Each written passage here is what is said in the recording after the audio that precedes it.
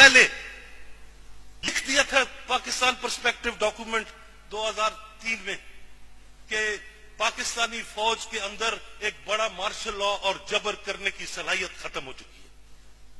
یہ پاکستانی فوج نہیں ہے, یہ جرنیل نہیں ہے, یہ پراپرٹی ڈیلر ہے. اور پراپرٹی ڈیلروں نے کون سی جنگیں لڑی ہیں کبھی؟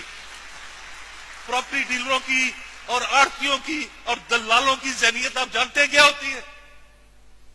وہ جرت, وہ بہادری, وہ دلیری, وہ وطن پرستی, وہ زمین پہ خطے پہ مر جانا, لٹ جانا, خون بہا دینے والی سوچ اور نظریہ پاکستانی فوج سے ختم ہو چکا ہے.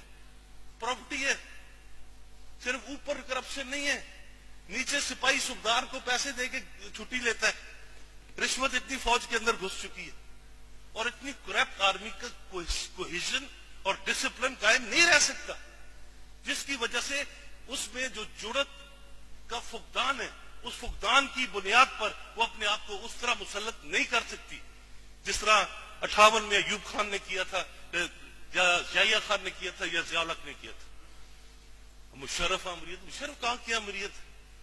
مشرف امریت سے یہ جمہوریت کہیں زیادہ جابر ہے. مثلا ہمارے کوئی کامریڈ رات کو منہ سونگھانے کی وجہ سے نہیں پکڑے گئے امریت کے دوران, ان کے منہ جمہوریت میں سونگے گئے.